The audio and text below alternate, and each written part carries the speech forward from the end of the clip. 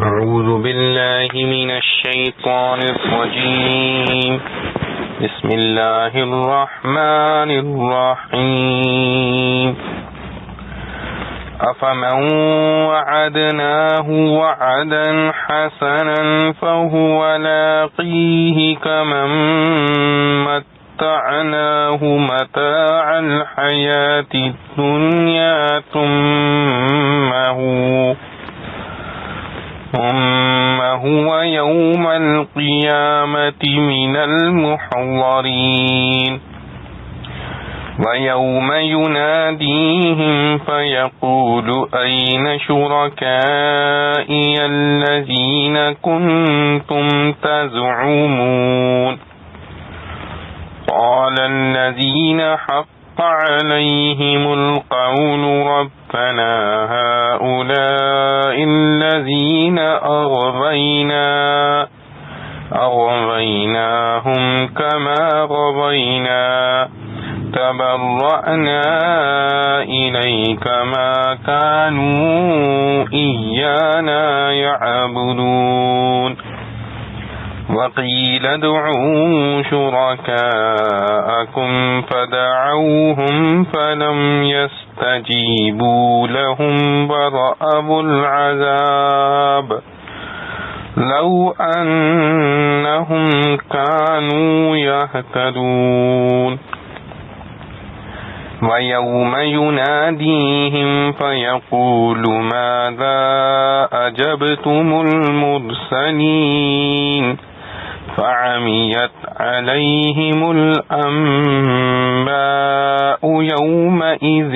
فهم لا يتساءلون فأما من تاب وآمن وعمل صالحا فعسى أن يكون من المفلحين۔ بھلا ایک شخص جس سے ہم نے وعدہ کیا ہے اچھا وعدہ، سو وہ اس کو پانے والا ہے، برابر ہے اس کی جس کو ہم نے فائدہ دیا دنیا کی زندگی کا، پھر وہ قیامت کے دن پکڑا ہوا آیا، اور جس دن ان کو پکارے گا تو کہے گا کہاں ہیں میرے شریک جن کا تم دعویٰ کرتے تھے؟ بولے جن پر ثابت ہو چکی بات، اے رب یہ لوگ ہیں جن کو ہم نے بہکایا، ان کو بہکایا جیسے ہم آپ بہکے، ہم منکر ہوئے تیرے آگے، وہ ہم کو نہ پوجتے تھے۔ اور کہیں گے پکارو اپنے شریکوں کو، پھر پکاریں گے ان کو تو وہ جواب نہ دیں گے ان کو، اور دیکھیں گے عذاب، کسی طرح وہ راہ پائے ہوئے ہوتے۔ اور جس دن ان کو پکارے گا تو فرمائے گا کیا جواب دیا تھا تم نے پیغام پہنچانے والوں کو؟ پھر بند ہو جائیں گی ان پر باتیں اس دن، سو وہ آپس میں بھی نہ پوچھیں گے۔ سو جس نے کہ توبہ کی اور یقین لایا اور عمل کیے اچھے، سو امید ہے کہ ہو چھوٹنے والوں میں۔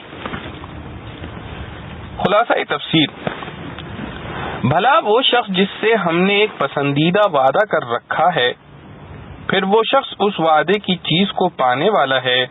کیا اس شخص جیسا ہو سکتا ہے جس کو ہم نے دنیاوی زندگی کا چند روزہ فائدہ دے رکھا ہے، پھر وہ قیامت کے روز ان لوگوں میں ہوگا جو گرفتار کر کے لائے جائیں گے۔ مراد پہلے شخص سے مومن ہے جس سے جنت کا وعدہ ہے، اور دوسرے سے مراد کافر جو مجرم ہو کر آئے گا۔ اور چونکہ متاع دنیا ہی ان لوگوں کی بھول کا سبب ہے، اس لیے اس کی تصریح فرما دی، ورنہ ان دونوں کا برابر نہ ہونا تو دراصل اس وجہ سے ہے کہ وہ گرفتار کر کے حاضر کیے جائیں گے، یہ جنت کی نعمتوں سے سرفراز ہوں گے۔ اور آگے اس تفاوت اور کیفیت اعلیٰ کی تفصیل ہے کہ وہ دن قابل یاد کرنے کے ہے جس دن خدا تعالی ان کافروں کو بطور سزا کے پکار کر کہے گا کہ وہ میرے شریک کہاں ہیں جن کو تم ہمارا شریک سمجھ رہے تھے؟ مراد اس سے شیاطین ہیں کہ انہی کی اطاعت مطلقہ سے شرک کرتے تھے، اس لیے ان کو شرکا کہا۔ اس کو سن کر شیاطین جن پر لوگوں کو گمراہ کرنے کی وجہ سے خدا کا فرمودہ یعنی استحقاق عذاب اس قول سے کہ لَأَمْلَأَنَّ جَهَنَّمَ مِنَ الْجِنَّةِ وَالنَّاسِ ثابت ہو چکا تھا، وہ بطور عذر کے بول اٹھیں گے کہ اے ہمارے پروردگار، بے شک یہ وہی لوگ ہیں جن کو ہم نے بہکایا۔ یہ جواب کی تمہید ہے۔ اس حکایت کی تصریح اس لیے فرمائی گئی کہ جن کی شفاعت کی ان کو امید ہے وہ برعکس ان کے خلاف شہادت دیں گے۔ اور آگے جواب ہے کہ ہم نے بہکایا تو ضرور، لیکن ہم نے ان کو ویسا ہی بلا جبر و اکراہ بہکایا جیسا ہم خود بلا جبر و اکراہ بہکے تھے،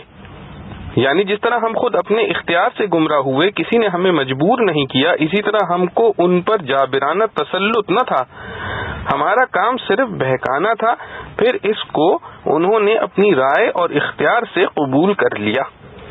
جیسا سورہ ابراہیم میں ہے وَمَا كَانَ لِيَ عَلَيْكُمْ مِنْ سُلْطَانٍ إِلَّا أَنْ دَعَوْتُكُمْ فَاسْتَجَبْتُمْ لِي۔ مطلب یہ ہے کہ ہم بھی مجرم ہیں مگر یہ بھی بری نہیں، اور ہم آپ کی پیشی میں ان کے تعلقات سے دستبرداری کرتے ہیں، اور یہ لوگ در حقیقت صرف ہم کو ہی نہ پوجتے تھے، یعنی جب یہ اپنے اختیار سے بہکے ہیں تو یہ خود خواہش پرست ہوئے، نہ کہ صرف شیطان پرست۔ مقصود اس سب حکایت سے یہ ہے کہ جن کے بھروسے بیٹھے ہیں وہ قیامت کے روز ان سے دستبردار ہو جائیں گے، اور جب وہ شرکا اس طرح ان سے بیزاری و بے رخی کریں گے تو اس وقت ان مشرکین سے کہا جائے گا کہ اب اپنے شرکا کو بلاؤ، چنانچہ وہ فرط حیرت سے بالاضطرار ان کو پکاریں گے، سو وہ جواب بھی نہ دیں گے، اور اس وقت یہ لوگ اپنی آنکھوں سے عذاب کو دیکھ لیں گے۔ اے کاش یہ لوگ دنیا میں راہ راست پر ہوتے تو یہ مصیبت نہ دیکھتے۔ اور جس دن ان کافروں سے پکار کر پوچھے گا کہ تم نے پیغمبروں کو کیا جواب دیا تھا، سو اس روز ان کے ذہن سے سارے مضامین گم ہو جائیں گے، تو وہ خود بھی نہ سمجھ سکیں گے اور آپس میں پوچھ پاچھ بھی نہ کر سکیں گے۔ البتہ جو شخص کفر و شرک سے دنیا میں توبہ کرے اور ایمان لے آئے اور نیک کام کیا کرے تو ایسے لوگ امید ہے کہ آخرت میں فلاح پانے والوں سے ہوں گے اور ان آفات سے محفوظ رہیں گے۔ معارف و مسائل۔ محشر میں کفار و مشرکین سے پہلا سوال شرک کے متعلق ہوگا کہ جن شیاطین وغیرہ کو تم ہمارا شریک کہا کرتے تھے اور ان کا کہاں مانتے تھے، آج وہ کہاں ہیں؟ کیا وہ تمہاری کچھ مدد کر سکتے ہیں؟ اس کے جواب میں ظاہر یہ تھا کہ مشرکین یہ جواب دیں کہ ہمارا کوئی قصور نہیں، ہم نے از خود شرک نہیں کیا بلکہ ہمیں تو ان شیاطین نے بہکایا تھا۔ اس لیے اللہ تعالی خود ان شیاطین کی زبانوں سے کہلوا دیں گے کہ ہم نے بہکایا ضرور تھا مگر مجبور تو ہم نے نہیں کیا، اس لیے مجرم ہم بھی ہیں مگر جرم سے بری یہ بھی نہیں، کیونکہ جس طرح ہم نے ان کو بہکایا تھا اس کے بالمقابل انبیاء علیہ السلام اور ان کے نائبوں نے ان کو ہدایت بھی تو کی تھی اور دلائل کے ساتھ ان پر حق واضح کر دیا تھا۔ انہوں نے اپنے اختیار سے انبیاء کی بات نہ مانی، ہماری بات مان لی، تو یہ کیسے بری ہو سکتے ہیں؟ اس سے معلوم ہوا کہ جس شخص کے سامنے حق کے دلائل واضح موجود ہوں اور وہ حق کی طرف دعوت دینے والوں کے بجائے گمراہ کرنے والوں کی بات مان کر گمراہی میں پڑ جائے تو یہ کوئی عذر معتبر نہیں۔ وَرَبُّكَ يَخْلُقُ مَا يَشَاءُ وَيَخْتَارُ مَا كَانَ لَهُمُ الْخِيَرَةُ سبحان اللہ وتعالی عما یشرکون۔ وربک یعلم ما تکن صدورهم وما يعلنون وهو اللہ لا الہ الا هو له الحمد في الأولى والآخرة وله الحكم وإليه ترجعون۔ قل أرأيتم إن جعل الله عليكم الليل سرمدا إلى يوم القيامة من إله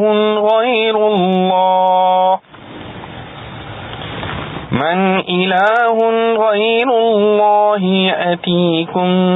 بضياء أفلا تسمعون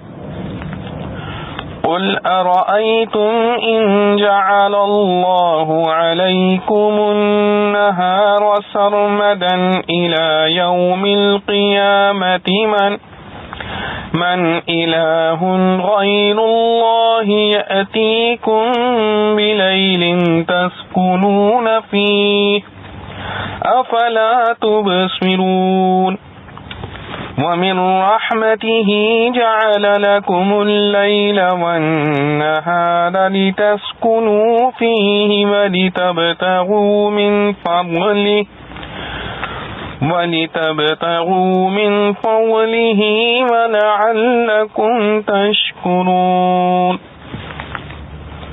اور تیرا رب پیدا کرتا ہے جو چاہے اور پسند کرے جس کو چاہے، ان کے ہاتھ میں نہیں پسند کرنا۔ اللہ نرالا ہے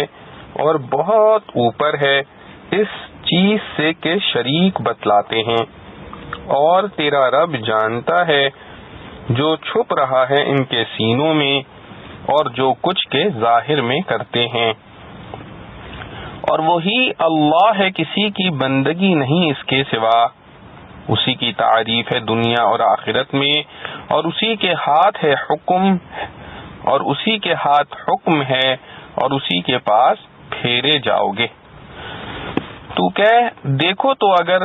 اللہ رکھ دے تم پر رات ہمیشہ کو قیامت کے دن تک، کون حاکم ہے اللہ کے سوائے کہ لائے تم کو کہیں سے روشنی؟ پھر کیا تم سنتے نہیں؟ تو کہہ دیکھو تو اگر رکھ دے اللہ تم پر دن ہمیشہ کو قیامت کے دن تک، کون حاکم ہے اللہ کے سوائے کہ لائے تم کو رات جس میں آرام کرو؟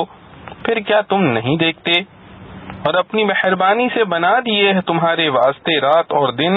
کہ اس میں چین بھی کرو اور تلاش بھی کرو کچھ اس کا فضل، اور تاکہ تم شکر کرو۔ خلاصہ تفسیر۔ اور آپ کا رب بالانفراد صفات کمال کے ساتھ موصوف ہے، چنانچہ وہ جس چیز کو چاہتا ہے پیدا کرتا ہے، تو تکوینی اختیارات بھی اسی کو حاصل ہیں، اور جس حکم کو چاہتا ہے پسند کرتا ہے اور انبیاء علیہ الصلوۃ والسلام کے ذریعے سے نازل فرماتا ہے۔ پس تشریعی اختیارات بھی اسی کو حاصل ہیں۔ ان لوگوں کو تجویز احکام کا کوئی حق حاصل نہیں کہ جو حکم چاہیں تجویز کر لیں، جیسے یہ مشرک اپنی طرف سے شرک کو جائز تجویز کر رہے ہیں، اور اس خصوصی اختیار سے ثابت ہوا کہ اللہ تعالی جل جلالہ وعم نوالہ ان کے شرک سے پاک اور برتر ہے، کیونکہ جب تکویناً و تشریعاً خالق اور مختار ہونے میں وہ منفرد ہے تو عبادت کا بھی تنہا وہی مستحق ہے، کیونکہ معبود ہونا صرف اس کا حق ہے جو تکوینی اور تشریعی دونوں اختیار رکھتا ہو، اور آپ کا رب علم ایسا کامل رکھتا ہے کہ وہ سب چیزوں کی خبر رکھتا ہے جو ان کے دلوں میں پوشیدہ رہتا ہے، اور جس کو یہ ظاہر کرتے ہیں، اور کسی کا ایسا علم بھی نہیں، اس سے بھی انفراد ثابت ہوا۔ اور آگے اس کی تصریح ہے کہ اللہ وہی ذات کامل الصفات ہے، اس کے سوا کوئی معبود ہونے کے قابل نہیں۔ حمد و ثنا کے لائق دنیا و آخرت میں وہی ہے، کیونکہ اس کے تصرفات دونوں عالم میں ایسے ہیں جو اس کے جامع کمالات اور مستحق حمد ہونے پر شاہد ہیں، اور اختیارات سلطنت اس کے ایسے ہیں کہ حکومت بھی قیامت میں اسی کی ہوگی، اور قوت و وسعت سلطنت اس کی ایسی ہے کہ تم سب اسی کے پاس لوٹ کر جاؤ گے، یہ نہیں کہ بچ جاؤ یا اور کہیں جا کر پناہ لے لو۔ اور اس کے اظہار قدرت کے لیے آپ ان لوگوں سے کہیے کہ بھلا یہ تو بتلاؤ کہ اگر اللہ تعالیٰ تم پر ہمیشہ کے لیے قیامت تک رات ہی رہنے دے تو خدا کے سوا وہ کون سا معبود ہے جو تمہارے لیے روشنی کو لے آوے؟ پس قدرت میں بھی وہی منفرد ہے، تو کیا تم توحید کے ایسے صاف دلائل کو سنتے نہیں؟ اور اسی اظہار قدرت کے لیے آپ ان سے اس کے عکس کی نسبت بھی کہیے کہ بھلا یہ تو بتلاؤ کہ اگر اللہ تعالیٰ تم پر ہمیشہ کے لیے قیامت تک دن ہی رہنے دے تو خدا کے سوا وہ کون سا معبود ہے جو تمہارے لیے رات کو لے آوے جس میں تم آرام پاؤ؟ کیا تم اس شاہد قدرت کو دیکھتے نہیں؟ قدرت میں اس کا منفرد ہونا بھی اس کو مقتضی ہے کہ معبودیت میں بھی وہی منفرد ہو، اور وہ منعم ایسا ہے کہ اس نے اپنی رحمت سے تمہارے لیے رات اور دن کو بنایا تاکہ تم رات میں آرام کرو اور تاکہ دن میں اس کی روزی تلاش کرو، اور تاکہ ان دونوں نعمتوں پر تم اللہ کا شکر کرو۔ تو انعام و احسان میں بھی وہی منفرد ہے، یہ بھی اس کی دلیل ہے کہ معبودیت میں بھی وہی منفرد ہو۔ معارف و مسائل۔ وَرَبُّكَ يَخْلُقُ مَا يَشَاءُ وَيَخْتَارُ۔ اس آیت کا ایک مفہوم تو وہ ہے جو خلاصہ تفسیر میں لیا گیا ہے کہ یختار سے مراد اختیار احکام ہے، کہ حق تعالی جل شانہ جبکہ تخلیق کائنات میں منفرد ہے، کوئی اس کا شریک نہیں، تو اجرائے احکام میں بھی منفرد ہے، جو چاہے اپنی مخلوق میں حکم نافذ فرمائے۔ خلاصہ یہ ہے کہ جس طرح اختیار تکوینی میں اللہ تعالی کا کوئی شریک نہیں، اسی طرح اختیار تشریعی میں بھی کوئی شریک نہیں۔ اور اس کا ایک دوسرا مفہوم وہ ہے جو امام بغوی رحمۃ اللہ علیہ نے اپنی تفسیر میں اور علامہ ابن قیم رحمۃ اللہ علیہ نے زاد المعاد کے مقدمے میں بیان کیا ہے کہ اس اختیار سے مراد یہ ہے کہ اللہ تعالیٰ اپنی مخلوق میں سے جس کو چاہیں اپنے اکرام و اعزاز کے لیے انتخاب فرما لیتے ہیں۔ اور بقول بغوی یہ جواب ہے مشرکین مکہ کے اس قول کا کہ لولا نزل هذا القرآن على رجل من القريتين عظيم، یعنی یہ قرآن اللہ کو نازل ہی کرنا تھا تو عرب کے دو بڑے شہروں مکہ اور طائف میں سے کسی بڑے آدمی پر نازل فرماتا کہ اس کی قدر و منزلت پہچانی جاتی۔ ایک یتیم مسکین پر نازل فرمانے میں کیا حکمت تھی؟ اس کے جواب میں فرمایا کہ جس مالک نے تمام مخلوقات کو بغیر کسی شریک کی امداد کے پیدا فرمایا ہے، یہ اختیار بھی اسی کو حاصل ہے کہ اپنے کسی خاص اعزاز کے لیے اپنی مخلوق میں سے کسی کو منتخب کرے۔ اس میں وہ تمہاری تجویزوں کا کیوں پابند ہو کہ فلاں اس کا مستحق ہے فلاں نہیں؟ ایک چیز کو دوسری چیز پر یا ایک شخص کو دوسرے پر فضیلت کا معیار صحیح اختیار خداوندی ہے۔ حافظ ابن قیم رحمۃ اللہ علیہ نے اس آیت سے ایک عظیم الشان ضابطہ اخذ کیا ہے کہ دنیا میں جو ایک جگہ کو دوسری جگہ پر یا ایک چیز کو دوسری چیز پر فضیلت دی جاتی ہے، یہ اس چیز کے کسب و عمل کا نتیجہ نہیں ہوتا، بلکہ وہ بلا واسطہ خالق کائنات کے انتخاب و اختیار کا نتیجہ ہوتا ہے۔ اس نے 7 آسمان پیدا کیے، ان میں سے سماء علیٰ کو دوسروں پر فضیلت دے دی، حالانکہ مادہ 7 آسمانوں کا ایک ہی تھا۔ پھر اس نے جنت الفردوس کو دوسری سب جنتوں پر اور جبرائیل و میکائیل و اسرافیل وغیرہ خاص فرشتوں کو دوسرے فرشتوں پر اور انبیاء علیہ الصلوۃ والسلام کو دوسرے سارے بنی آدم پر اور ان میں سے اولو العزم رسولوں کو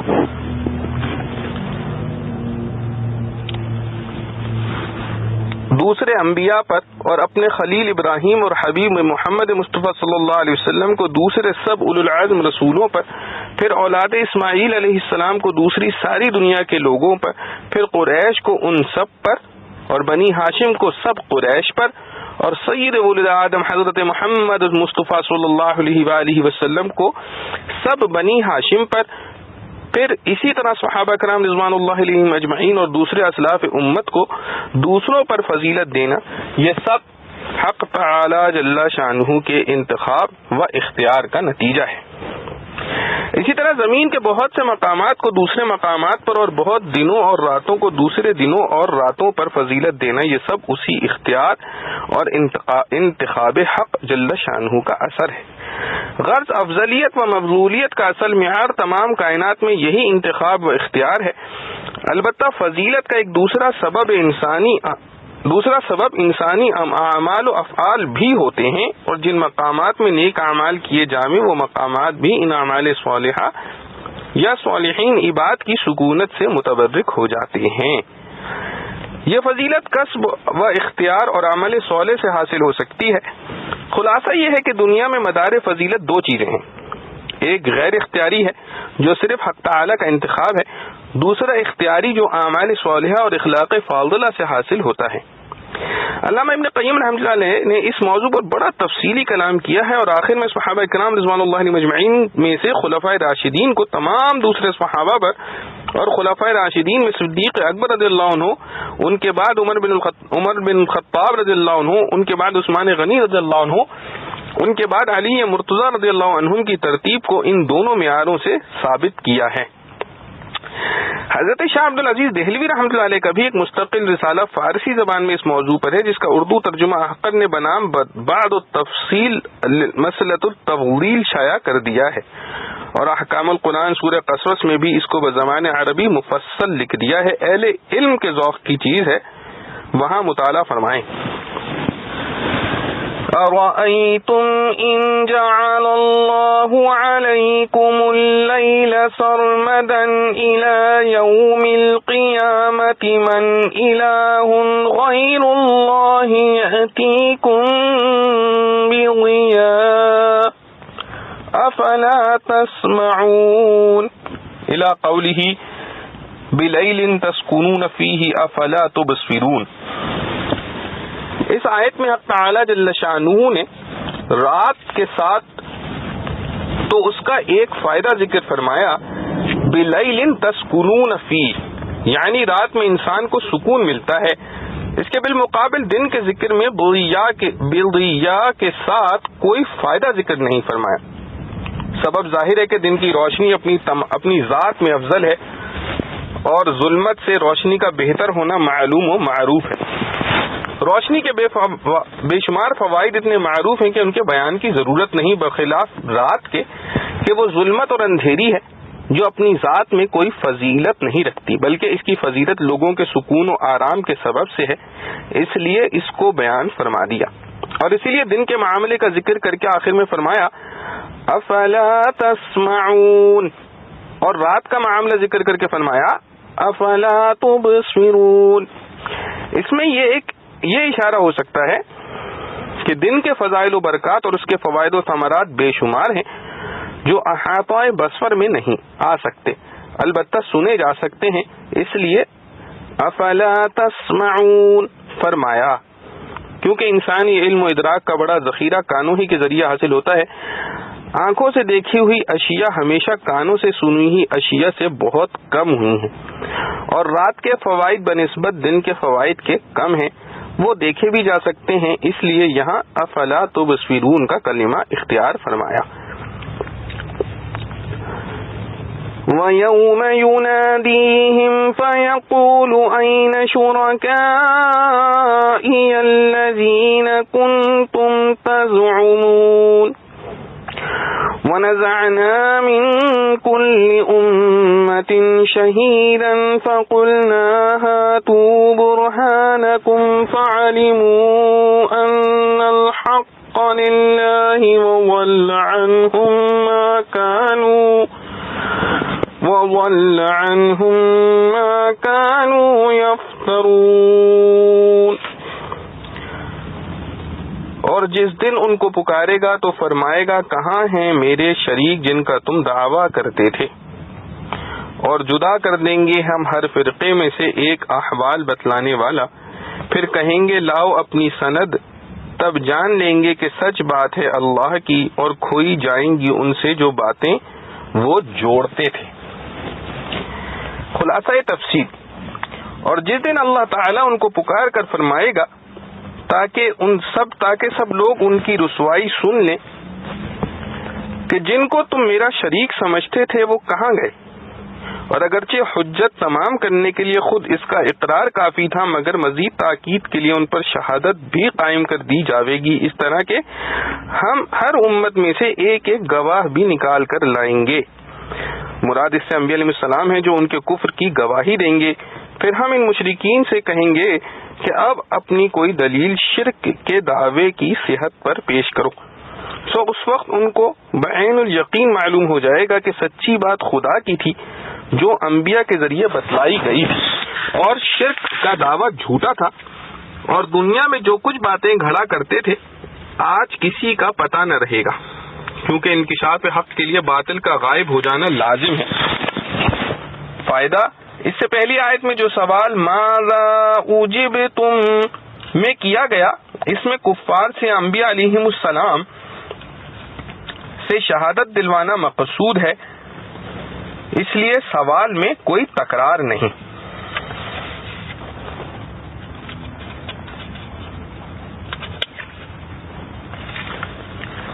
ان قارون كان من قوم موسى فبغى عليهم وآتيناه من الكنوز ما إن مفاتحه لتنوء بالعصبة أولي القوة إذ قال له قومه لا تفرح إن الله لا يحب الفرحين وابتغ فيما آتاك الله الدار الآخرة ولا تنس نصيبك من الدنيا وأحسن كما أحسن الله إليك ولا تبغ الفساد في الأرض إن الله لا يحب المفسدين قال إنما أوتيته على علم عندي أولم يعلم أن الله قد أهلك من قبله من القرون من هو أشد منه قوة وأكثر جمعا ولا يسأل عن ذنوبهم المجرمون فخرج على قومه في زينته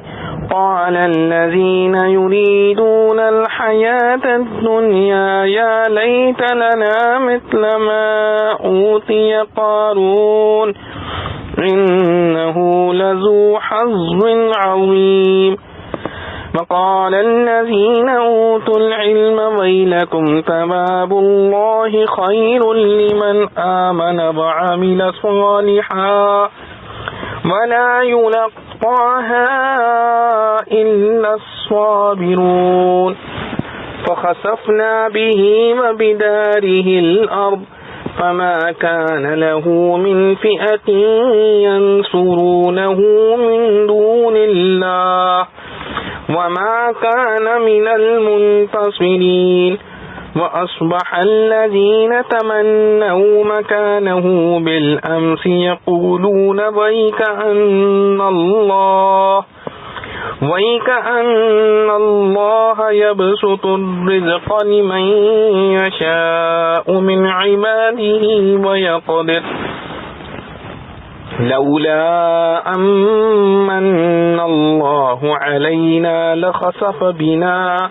وَيْكَأَنَّهُ لَا يُفْلِحُ الْكَافِرُونَ۔ قارون جو تھا سو موسیٰ کی قوم سے پھر شرارت کرنے لگا ان پر، اور ہم نے دیے تھے اس کو خزانے اتنے کہ اس کی کنجیاں اٹھانے سے تھک جاتے تھے کئی مرد زور آور۔ جب کہا اس کو کہ اس کی قوم نے اترا مت، اللہ کو نہیں بھاتے اترانے والے، اور جو تجھ کو اللہ نے دیا ہے اس سے کما لے پچھلا گھر، اور نہ بھول اپنا حصہ دنیا سے، اور بھلائی کر جیسے اللہ نے بھلائی کی تجھ سے، اور مت چاہ خرابی ڈالنی ملک میں، اللہ کو بھاتے نہیں خرابی ڈالنے والے۔ بولا یہ مال تو مجھ کو ملا ہے ایک ہنر سے جو میرے پاس ہے، کیا اس نے یہ نہ جانا کہ اللہ غارت کر چکا ہے اس سے پہلے کتنی جماعتیں جو اس سے زیادہ رکھتی تھیں زور اور زیادہ رکھتی تھیں مال کی جمع، اور پوچھے نہ جائیں گناہ گار سے ان کے گناہ۔ پھر نکلا اپنی قوم کے سامنے اپنے ٹھاٹھ سے، کہنے لگے جو لوگ طالب تھے دنیا کی زندگی کے، اے کاش ہم کو ملے جیسا کچھ ملا ہے قارون کو، بے شک اس کی بڑی قسمت ہے۔ اور بولے جن کو ملی تھی سمجھ، اے خرابی تمہاری، اللہ کا دیا ثواب بہتر ہے ان کے واسطے جو یقین لائے اور کام کیا بھلا، اور یہ بات انہی کے دل میں پڑتی ہے جو سہنے والے ہیں۔ پھر دھسا دیا ہم نے اس کو اور اس کے گھر کو زمین میں، پھر نہ ہوئی اس کی کوئی جماعت جو مدد کرتی اس کی اللہ کے سوائے، اور نہ وہ خود مدد لا سکا۔ اور فجر کو لگے کہنے جو کل شام آرزو کرتے تھے اس کا سا درجہ، اے خرابی یہ تو اللہ کھول دیتا ہے روزی جس کو چاہے اپنے بندوں میں اور تنگ کر دیتا ہے۔ اگر نہ احسان کرتا ہم پر اللہ تو ہم کو بھی دھسا دیتا، اے خرابی یہ تو چھٹکارا نہیں پاتے سن کر۔ خلاصہ تفسیر، قارون کا حال دیکھ لو کہ کفر و خلاف کرنے سے اس کو کیا ضرر پہنچا، اور اس کا مال و متاع کچھ کام نہ آیا بلکہ اس کے ساتھ اس کا مال و متاع بھی برباد ہو گیا۔ مختصر اس کا قصہ یہ ہے کہ وہ موسیٰ علیہ السلام کی برادری میں سے، یعنی بنی اسرائیل میں سے، بلکہ ان کا چچا زاد بھائی تھا، سو وہ کثرت مال کی وجہ سے ان لوگوں کے مقابلے میں تکبر کرنے لگا، اور مال کی اس کے پاس یہ کثرت تھی کہ ہم نے اس کو اس قدر خزانے دیے تھے کہ ان کی کنجیاں کئی زور آور شخصوں کو گر انبار کر دیتی تھیں، یعنی ان سے بتکلف اٹھتی تھیں۔ تو جب کنجیاں اس کثرت سے تھیں تو ظاہر ہے کہ خزانے بہت ہی ہوں گے، اور یہ تکبر اس وقت کیا تھا جبکہ اس کو اس کی برادری نے سمجھانے کے طور پر کہا کہ تو اس مال و حشمت پر اترا مت، واقعی اللہ تعالیٰ اترانے والوں کو پسند نہیں کرتا، اور یہ بھی کہا کہ تجھ کو خدا نے جتنا دے رکھا ہے اس میں عالم آخرت کی بھی جستجو کیا کر، اور دنیا سے اپنے حصے آخرت میں لے جانا فراموش مت کر۔ اور مطلب ابتغ ولا تنس کا یہ ہے کہ جس طرح خدا تعالی نے تیرے ساتھ احسان کیا ہے تو بھی بندوں کے ساتھ احسان کیا کر، اور خدا کی نافرمانی اور حقوق واجبہ ضائع کر کے دنیا میں فساد کا خواہاں مت ہو، یعنی گناہ کرنے سے دنیا میں فساد ہوتا ہے۔ قوله تعالی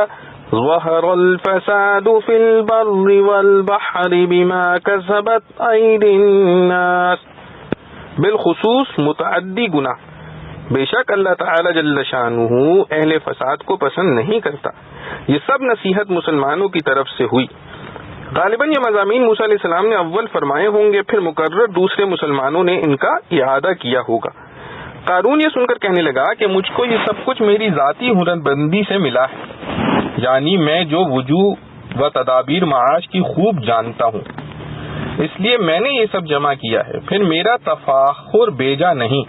اور نہ اس کو غیبی احسان کہا جا سکتا ہے، اور نہ کسی کا اس میں کچھ استحقاق ہو سکتا ہے۔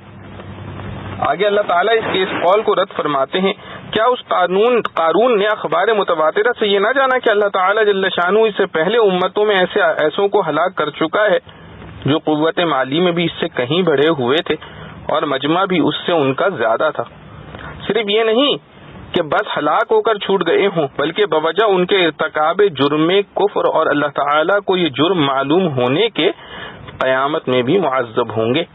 جیسا وہاں کا قاعدہ ہے کہ اہل جرم سے ان کے گناہوں کا تحقیق کرنے کی غرض سے سوال نہ کرنا پڑے گا، کیونکہ اللہ تعالیٰ کو یہ سب معلوم ہے۔ گو زجر و تنبیہ کے لیے سوال ہو، لقولہ تعالی لنسألنہم اجمعین، مطلب یہ کہ اگر قارون اس مضمون پر نظر کرتا تو ایسی جہالت کی بات نہ کہتا، کیونکہ پچھلی قوموں کے حالات عذاب سے اللہ تعالیٰ کی قدرت کاملہ اور مواخذہ اخرویہ سے اسی کا احکم الحاکمین ہونا ظاہر ہے۔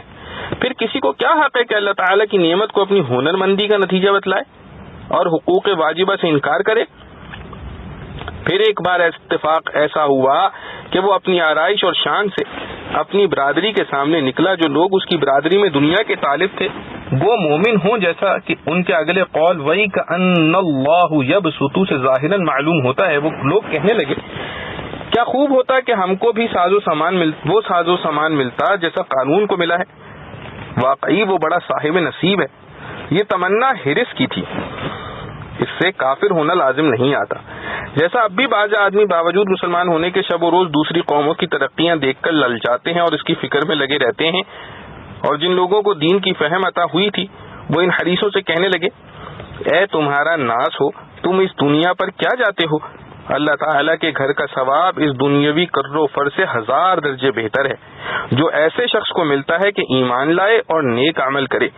اور پھر ایمان و عمل صالح والوں میں سے بھی وہ ثواب کامل طور پر انہی لوگوں کو دیا جاتا ہے جو دنیا کی حرص و طمع سے صبر کرنے والے ہیں۔ بس تم لوگ ایمان کی تکمیل اور عمل صالح کی تحصیل میں لگو اور حد شرعی کے اندر دنیا حاصل کر کے زائد کی حرص و طمع سے صبر کرو۔ پھر ہم نے اس قارون کو اور اس کی محل سرائے کو اس کی شرارت بڑھ جانے سے زمین میں دھسا دیا، سو کوئی ایسی جماعت نہ ہوئی جو اس کو اللہ کے عذاب سے بچا لیتی۔ گو وہ بڑی جماعت والا تھا اور نہ وہ خود ہی اپنے کو بچا سکا، اور کل یعنی پچھلے قریب زمانے میں جو لوگ اس جیسے ہونے کی تمنا کر رہے تھے وہ آج اس کے خصم کو دیکھ کر کہنے لگے، بس جی یوں معلوم ہوتا ہے کہ رزق کی فراخی اور تنگی کا مدار خوش نصیبی یا بد نصیبی پر نہیں ہے، بلکہ یہ تو محض حکمت تکوینیہ سے اللہ ہی کے قبضے میں ہے۔ بس اللہ تعالیٰ اپنے بندوں میں سے جس کو چاہے زیادہ روزی دے دیتا ہے اور جس کو چاہے تنگی سے دینے لگتا ہے۔ یہ ہماری غلطی تھی کہ اس کو خوش نصیبی سمجھتے تھے، ہماری توبہ ہے، اور واقعی اگر ہم پر اللہ تعالیٰ جل شانہ کی مہربانی نہ ہوتی تو ہم کو بھی دھسا دیتا، کیونکہ حرص اور حب دنیا کی معصیت کے ہم بھی مرتکب ہوئے تھے۔ بس جی معلوم ہوا کہ کافروں کو فلاح نہیں ہوتی، گو چند روز مزے لوٹ لیں مگر انجام پھر خسران ہے۔ بس فلاح معتد بھی اہل ایمان ہی کے ساتھ مخصوص ہے۔ معارف و مسائل۔ سورہ قصص کے شروع سے یہاں تک حضرت موسیٰ علیہ السلام کا وہ قصہ مذکور تھا جو ان کو فرعون اور آل فرعون کے ساتھ پیش آیا۔ یہاں ان کا دوسرا قصہ بیان ہوتا ہے جو اپنی برادری کے آدمی قارون کے ساتھ پیش آیا، اور مناسبت اس کی سابقہ آیتوں سے یہ ہے کہ پچھلی آیت میں یہ ارشاد ہوا تھا کہ دنیا کی دولت و مال جو تمہیں دیا جاتا ہے وہ چند روزہ متاع ہے، اس کی محبت میں لگ جانا دانش مندی نہیں۔ وَمَا أُوتِيتُم مِّن شَيْءٍ فَمَتَاعُ الْحَيَاةِ الدُّنْيَا۔ قارون کے قصے میں یہ بتلایا گیا کہ اس نے مال و دولت حاصل ہونے کے بعد اس نصیحت کو بھلا دیا، اس کے نشے میں مست ہو کر اللہ تعالی کی ناشکری بھی کی، اور مال پر جو حقوق واجبہ اللہ تعالی کی طرف سے فرض ہیں ان کی ادائیگی سے منکر بھی ہو گیا، جس کے نتیجے میں وہ اپنے خزانوں سمیت زمین کے اندر دھسا دیا گیا۔ قارون ایک عجمی لفظ غالباً عبرانی زبان کا ہے۔ اس کے متعلق اتنی بات تو خود الفاظ قرآن سے ثابت ہے کہ یہ حضرت موسیٰ علیہ السلام کی برادری بنی اسرائیل ہی میں سے تھا۔ باقی یہ کہ اس کا رشتہ حضرت موسیٰ علیہ السلام سے کیا تھا، اس میں مختلف اقوال ہیں۔ حضرت ابن عباس رضی اللہ عنہ کی ایک روایت میں اس کو حضرت موسیٰ علیہ السلام کا چچا زاد بھائی قرار دیا ہے، اور بھی کچھ اقوال ہیں۔ روح المعانی میں محمد بن اسحاق کی روایت سے نقل کیا ہے کہ قارون تورات کا حافظ تھا اور دوسرے بنی اسرائیل سے زیادہ اس کو تورات یاد تھی، مگر سامری کی طرح منافق ثابت ہوا، اور اس کی منافقت کا سبب دنیا کے جاہ و عزت کی بیجا حرص تھی۔ پورے بنی اسرائیل کی سیادت حضرت موسیٰ علیہ السلام کو حاصل تھی، اور ان کے بھائی ہارون علیہ السلام ان کے وزیر اور شریک نبوت تھے۔ اس کو یہ حسد ہوا کہ میں بھی تو ان کی برادری کا بھائی اور قریبی رشتہ دار ہوں، میرا اس سیادت و قیادت میں کوئی حصہ کیوں نہیں؟ چنانچہ موسیٰ علیہ السلام سے اس کی شکایت کی۔ حضرت موسیٰ علیہ السلام نے فرمایا کہ یہ جو کچھ ہے وہ اللہ تعالی جل جلالہ و عم نوالہ کی طرف سے ہے، مجھے اس میں کچھ دخل نہیں۔ مگر وہ اس پر مطمئن نہ ہوا اور حضرت موسیٰ علیہ السلام سے حسد رکھنے لگا۔ فَبَغَى عَلَيْهِمْ، لفظ بغا چند معانی کے لیے آتا ہے، مشہور معنی ظلم کے ہیں۔ یہاں یہ معنی بھی مراد ہو سکتے ہیں کہ اس نے اپنے مال و دولت کے نشے میں دوسروں پر ظلم کرنا شروع کیا۔ یحییٰ بن سلام اور سعید بن مسیب رحمۃ اللہ علیہ نے فرمایا کہ قارون سرمایہ دار آدمی تھا، فرعون کی طرف سے بنی اسرائیل کی نگرانی پر مامور تھا۔ اس عمارت کے عہدے میں اس نے بنی اسرائیل کو ستایا۔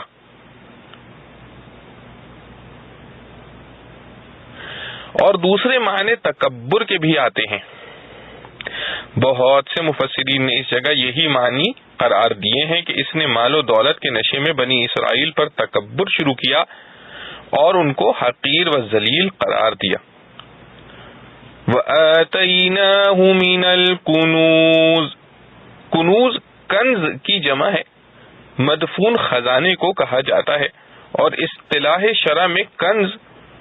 وہ خزانہ ہے جس کی زکوٰۃ نہ دی گئی ہو۔ حضرت عطا سے روایت ہے کہ اس کو حضرت یوسف علیہ السلام کا ایک عظیم الشان مدفون خزانہ مل گیا تھا۔ لَتَنُوءُ بِالْعُصْبَةِ، ناہ کا لفظ بوجھ سے جھکا دینے کے معنی میں آتا ہے، اور عصبہ کے معنی جماعت کے ہیں۔ معنی یہ ہے کہ اس کے خزانے اتنے زیادہ تھے کہ ان کی کنجیاں اتنی تعداد میں تھیں کہ ایک قوی جماعت بھی ان کو اٹھائے تو بوجھ سے جھک جائے۔ اور ظاہر ہے کہ قفل کی کنجی بہت ہلکے وزن کی رکھی جاتی ہے جس کا اٹھانا اور پاس رکھنا مشکل نہ ہو، مگر کثرت عدد کے سبب یہ اتنی ہو گئی تھیں کہ ان کا وزن ایک قوی جماعت بھی آسانی سے نہ اٹھا سکے۔ لا تفرح، فرح کے لفظی معنی اس خوشی کے ہیں جو انسان کو کسی لذت عاجلہ کے سبب حاصل ہو۔ قرآن کریم نے بہت سی آیات میں فرح کو مذموم قرار دیا، جیسا کہ ایک اسی آیت میں ہے ان اللہ لا يحب الفرحین، اور ایک آیت میں لا تفرحوا بما آتاکم، اور ایک آیت میں ہے فرحوا بالحیاۃ الدنیا۔ اور بعض آیات میں فرح کی اجازت بلکہ ایک طرح کا امر بھی وارد ہوا ہے، جیسے یومئذ یفرح المؤمنون میں، اور آیت فبذلک فلیفرحوا میں ارشاد ہوا ہے۔ ان سب آیات کے مجموعے سے یہ ثابت ہوتا ہے کہ مذموم اور ممنوع وہ فرح ہے جو اترانے اور تکبر کرنے کی حد تک پہنچ جائے، اور وہ جب ہی ہو سکتا ہے کہ اس لذت و خوشی کو وہ اپنا ذاتی کمال اور ذاتی حق سمجھے، اللہ تعالی کا انعام و احسان نہ سمجھے، اور جو خوشی اس حد تک نہ پہنچے وہ ممنوع نہیں بلکہ ایک حیثیت سے مطلوب ہے کہ اللہ تعالی کی نعمت کی شکر گزاری ہے۔ وَابْتَغِ فِيمَا آتَاكَ اللَّهُ الدَّارَ الْآخِرَةَ وَلَا تَنْسَ نَصِيبَكَ مِنَ الدُّنْيَا، یعنی مسلمانوں نے قارون کو یہ نصیحت کی کہ اللہ تعالی نے جو مال و دولت تجھے عطا فرمایا ہے اس کے ذریعے آخرت کا سامان فراہم کر، اور دنیا میں جو تیرا حصہ ہے اس کو نہ بھول۔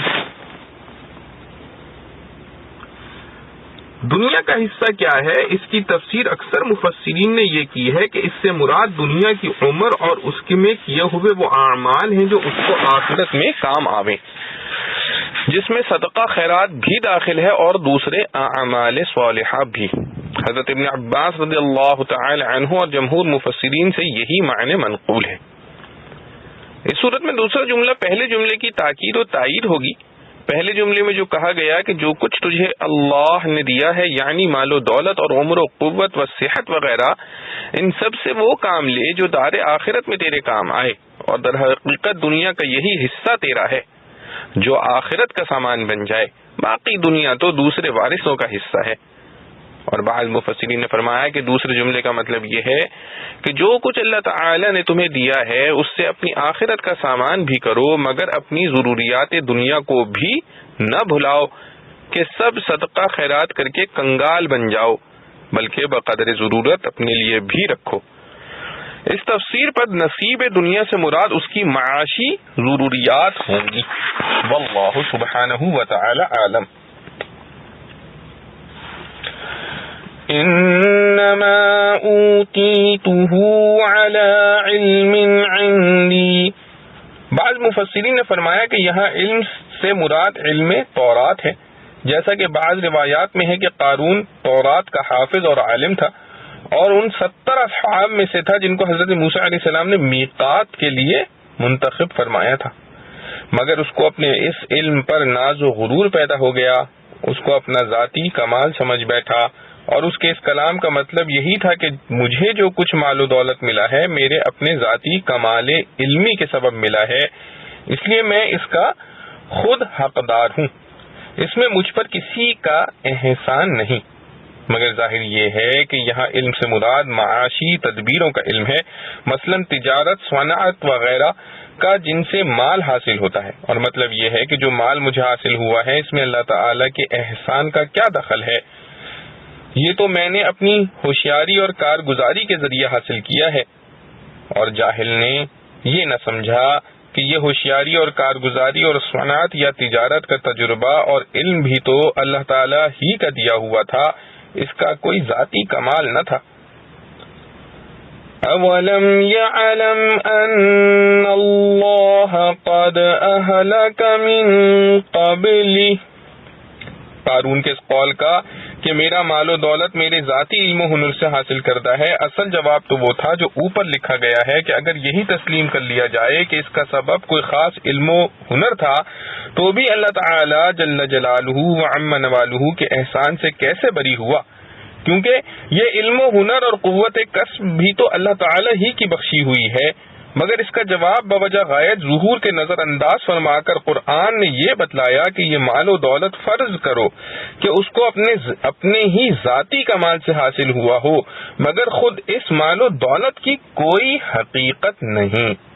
مال کی فراوانی کسی انسان کے لیے نہ کوئی کمال اور فضیلت ہے اور نہ وہ ہر حال میں اس کے کام آتا ہے۔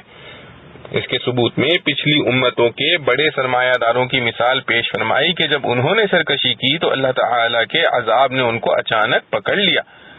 مال و دولت ان کے کچھ بھی کام نہ آیا۔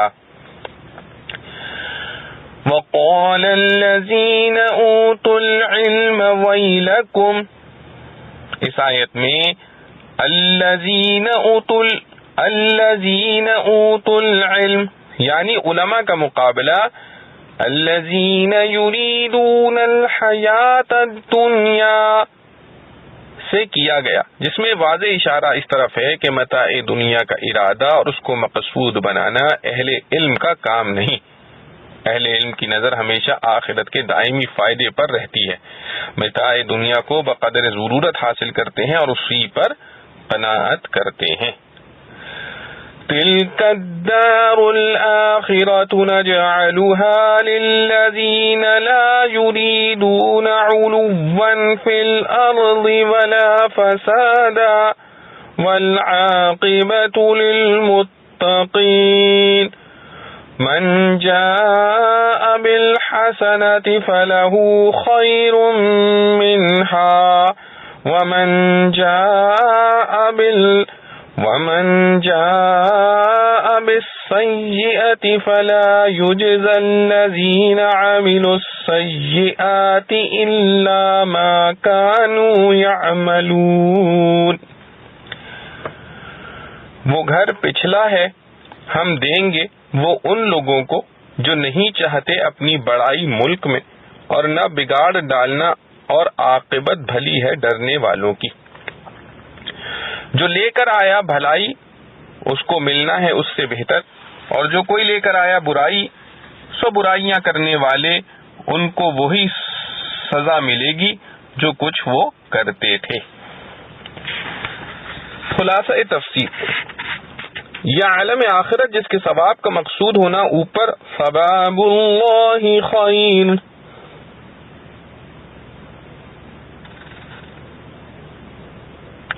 میں بیان ہوا ہے، ہم انہی لوگوں کے لیے خاص کرتے ہیں جو دنیا میں نہ بڑا بننا چاہتے ہیں اور نہ فساد کرنا، یعنی نہ تکبر کرتے ہیں جو باطنی گناہ ہے اور نہ کوئی ظاہری گناہ ایسا کرتے ہیں جس سے زمین میں فساد برپا ہو. اور صرف ان باطنی اور ظاہری برائیوں سے بچنا کافی نہیں بلکہ نیک نتیجہ متقی لوگوں کو ملتا ہے جو برائیوں سے اجتناب کے ساتھ اعمال صالحہ کے بھی پابند ہوں. اور کیفیت اعمال پر جزا و سزا کی یہ ہوگی کہ جو شخص قیامت کے دن نیکی لے کر آئے گا اس کو اس کے مقتضا سے بہتر بدلہ ملے گا، کیونکہ نیک عمل کا اصلی مقتضا تو یہ ہے کہ اس کی حیثیت کے موافق عوض ملے، مگر وہاں اس سے زیادہ دیا جاوے گا جس کا کم سے کم درجہ اس کی حیثیت سے 10 گنا ہے. اور جو شخص بدی لے کر آوے گا سو ایسے لوگوں کو جو بدی کا کام کرتے ہیں اتنا ہی بدلہ ملے گا جتنا وہ کرتے تھے، یعنی اس کے مقتضا سے زیادہ بدلہ سزا کا نہ ملے گا. معارف و مسائل.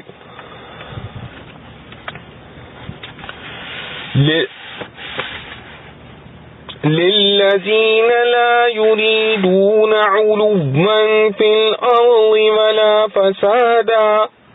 اس آیت میں دار آخرت کی نجات و فلاح کو صرف ان لوگوں کے لیے مخصوص فرمایا گیا ہے جو زمین میں علو اور فساد کا ارادہ نہ کریں. علو سے مراد تکبر ہے، یعنی اپنے آپ کو دوسروں سے بڑا بنانے اور دوسروں کو حقیر کرنے کی فکر، اور فساد سے مراد لوگوں پر ظلم کرنا ہے. اور بعض مفسرین نے فرمایا کہ ہر معصیت فساد فی الارض ہے، کیونکہ گناہ کے وبال سے دنیا کی برکت میں کمی آتی ہے. اس آیت سے معلوم ہوا کہ جو لوگ تکبر اور ظلم کا یا مطلق معصیت کا ارادہ کریں ان کا آخرت میں حصہ نہیں. فائدہ: تکبر جس کی حرمت اور وبال اس آیت میں ذکر کیا گیا وہ وہی ہے کہ لوگوں پر تفاخر اور ان کی تحقیر مقصود ہو، ورنہ اپنے لیے اچھے لباس، اچھی غذا، اچھے مکان کا انتظام جب وہ دوسروں کے تفاخر کے لیے نہ ہو مذموم نہیں، جیسا کہ صحیح مسلم کی ایک حدیث میں اس کی تصریح ہے. معصیت کا پختہ عزم بھی معصیت ہے. اس آیت میں علو اور فساد کے ارادے پر دار آخرت سے محروم ہونے کی وعید ہے. اس سے معلوم ہوا کہ کسی معصیت کا پختہ ارادہ جو عزم مسمم کے درجے میں آ جائے وہ بھی معصیت ہی ہے. البتہ اگر وہ خدا کے خوف سے اس ارادے کو ترک کر دے تو گناہ کی جگہ ثواب اس کے نامہ اعمال میں درج ہوتا ہے، اور اگر کسی غیر اختیاری سبب سے اس گناہ پر قدرت نہ ہوئی اور عمل نہ کیا مگر اپنی کوشش گناہ کے لیے پوری کی تو وہ بھی معصیت اور گناہ لکھا جائے گا. آخرات میں آیت میں فرمایا وَالْعَاقِبَةُ لِلْمُتَّقِينَ. اس کا حاصل یہ ہے کہ آخرت کی نجات اور فلاح کے لیے دو چیزوں علو اور فساد سے اجتناب بھی لازم ہے، اور تقوی یعنی اعمال صالحہ کی پابندی بھی. صرف ان دو چیزوں سے پرہیز کر لینا کافی نہیں بلکہ جو اعمال از روئے شرع فرض و واجب ہیں ان پر عمل کرنا بھی نجات آخرت کی شرط ہے. ان الذی فرض علیک القرآن لرادک الی معاد قل ربی اعلم من جاء بالهدى ومن هو في ضلال مبین وما كنت ترجو أن يلقى إليك الكتاب إلا رحمة من ربك فلا تكونن ظهيرا للكافرين ولا يصدنك عن آيات الله بعد إذ أنزلت إليك وادع إلى ربك ولا تكونن من المشركين ولا تدع مع الله إلها آخر لا إله إلا هو كل شيء هالك إلا وجهه له الحكم وإليه ترجعون. جس نے حکم بھیجا تجھ پر قرآن کا وہ پھیر لانے والا ہے تجھ کو پہلی جگہ. تو کہ میرا رب خوب جانتا ہے کون لایا ہے راہ کی سوجھ اور کون پڑا ہے صریح گمراہی میں، اور تو توقع نہ رکھتا تھا کہ اتاری جائے تجھ پر کتاب مگر مہربانی سے تیرے رب کی، سو تو مت ہو مددگار کافروں کا، اور نہ ہو کہ وہ تجھ کو روک دیں اللہ کے حکموں سے بعد اس کے کہ اتر چکے تیری طرف، اور بلا اپنے رب کی طرف، اور مت ہو شریک والوں میں، اور مت پکار اللہ کے سوائے دوسرا حاکم، کسی کی بندگی نہیں سوائے اس کے، ہر چیز فنا ہے مگر اس کا منہ، اسی کا حکم ہے اور اسی کی طرف پھر جاؤ گے۔ خلاصہ تفسیر، اور آپ کے ان مخالفین نے جو آپ کو پریشان کر کے ترک وطن پر مجبور کیا ہے، جس کی اضطراری مفارقت کا آپ کو صدمہ ہے، تو آپ تسلی رکھیں جس خدا نے آپ پر قرآن کے احکام پر عمل اور اس کی تبلیغ کو فرض کیا ہے، جو مجموعاً دلیل ہے آپ کی نبوت کی، وہ آپ کو آپ کے اصلی وطن یعنی مکہ میں پھر پہنچا دے گا، اور اس وقت آپ آزاد اور غالب اور صاحب سلطنت ہوں گے، اور ایسی حالت میں اگر دوسری جگہ قیام کے لیے تجویز کی جاتی ہے بمصلحت و باختیار ہوتی ہے، جس سے رنج نہیں ہوتا، اور باوجود آپ کے تحقق نبوت کے جو یہ لوگ آپ کو غلطی پر اور اپنے کو حق بر سمجھتے ہیں، تو آپ ان سے فرما دیجئے کہ میرا رب خوب جانتا ہے کہ کون سچا دین لے کر من جانب اللہ آیا ہے اور کون سری گمراہی میں مبتلا ہے، یعنی میرے حق پر ہونے اور تمہارے باطل ہونے پر ہونے کے دلائل قطعیہ موجود ہیں، مگر جب ان سے کام نہیں لیتے تو اخیر جواب یہی ہے کہ خیر خدا کو معلوم ہے، وہ بتلا دے گا، اور آپ کی یہ دولت نبوت محض خدا داد ہے، حتیٰ کہ خود آپ کو نبی ہونے کے قبل یہ توقع نہ تھی کہ آپ پر یہ کتاب نازل کی جاوے گی، مگر محض آپ کے رب کی مہربانی سے اس کا نزول ہوا، سو آپ ان لوگوں کی خرافات کی طرف توجہ نہ کیجیے، اور جس طرح اب تک ان سے الگ تھلگ رہے آئندہ بھی اسی طرح ان کافروں کی ذرا تائید نہ کیجیے، اور جب اللہ کے احکام آپ پر نازل ہو چکے تو ایسا نہ ہونے پاوے جیسا اب تک بھی نہیں ہونے پایا کہ یہ لوگ آپ کو ان احکام سے روک دیں، اور آپ بدستور اپنے رب کے دین کی طرف لوگوں کو بلاتے رہیے، اور جس طرح اب تک مشرکوں سے کوئی تعلق نہیں رہا اسی طرح آئندہ ہمیشہ ان مشرکوں میں شامل نہ ہو جائیے، اور جس طرح اب تک شرک سے معصوم ہیں اسی طرح آئندہ بھی اللہ تعالی کے سوا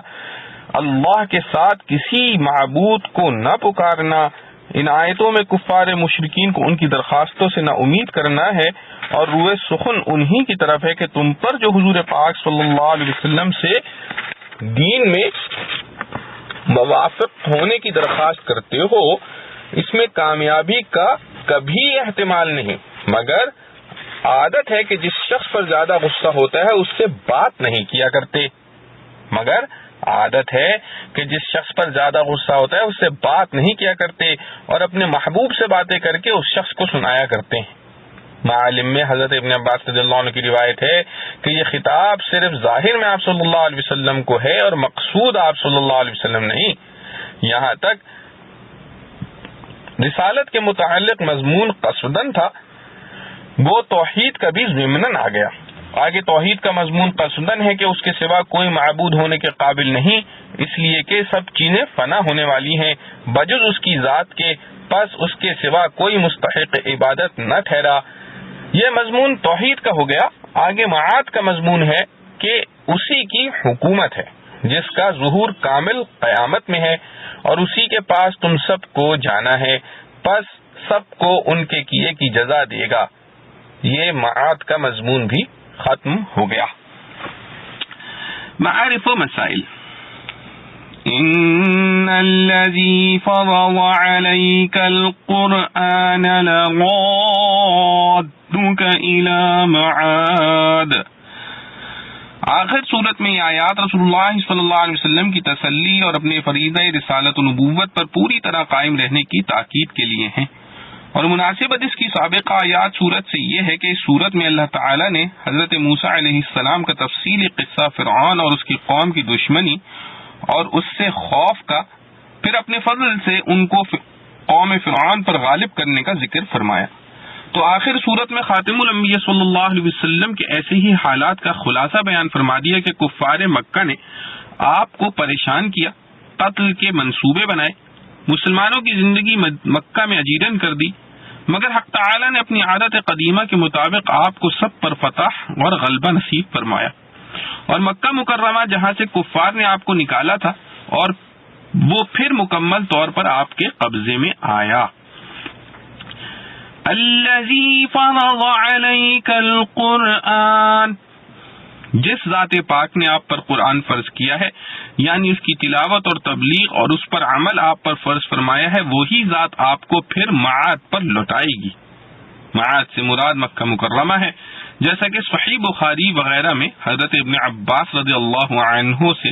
معاد کی یہ تفسیر منقول ہے۔ مطلب یہ ہے کہ اگرچہ چند روز کے لیے آپ کو اپنا وطن عزیز خصوصاً حرم اور بیت اللہ چھوڑنا پڑا،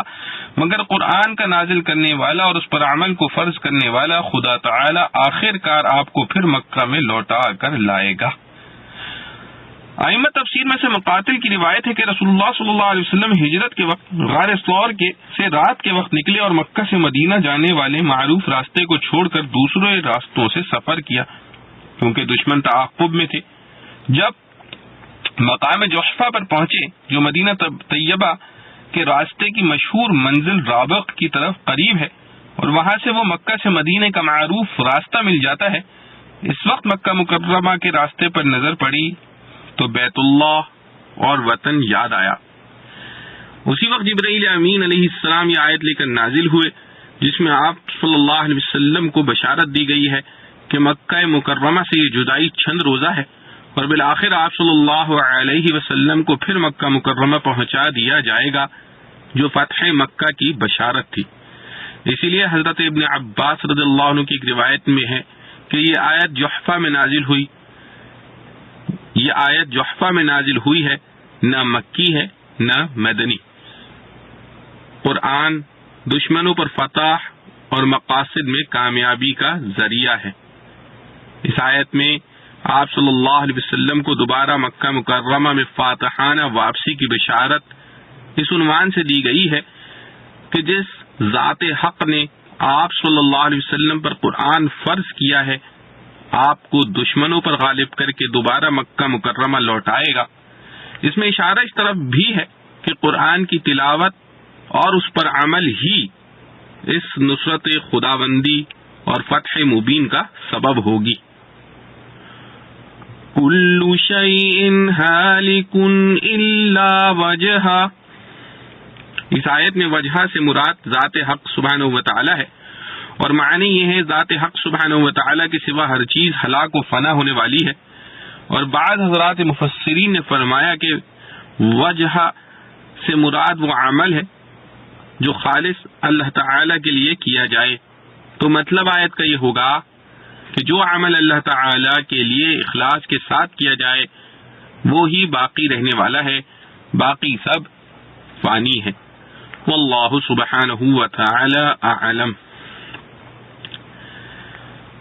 یہاں ختم سورۃ القصص پہ حضرت مفتی محمد شفیع صاحب رحمۃ اللہ علیہ تحریر فرماتے ہیں، الحمدللہ سورہ قصص آج 9 ذی القعدہ 1391 ہجری کو ایسے حالات میں تمام ہوئی کہ پاکستان پر ہندوستان اور دوسری بڑی طاقتوں کے گٹھ جوڑ سے شدید حملہ ہوا، اور 14 روز کراچی پر روزانہ بمباری ہوتی رہی۔ شہری آبادی کو جا بجا نقصان پہنچا، سینکڑوں مسلمان شہید اور مکانات منہدم ہوئے، اور 14 دن کی جنگ اس حادثہ جاں کناں پر ختم ہوئی کہ مشرقی پاکستان سے کٹ گیا،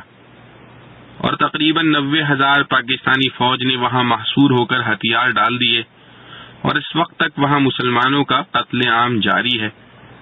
ہر مسلمان کا دل اس صدمے سے پاش اور دماغ معوف ہے۔ فَإِنَّ لِلَّهِ وَإِنَّ إِلَيْهِ راجعون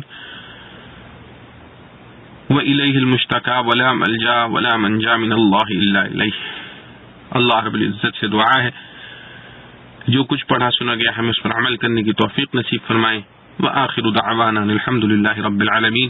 ربنا تقبل منا إنك أنت السميع العليم تب علينا إنك أنت التواب الرحيم سبحان ربك رب العزة عما يصفون وسلام على المرسلين الحمد لله رب العالمين.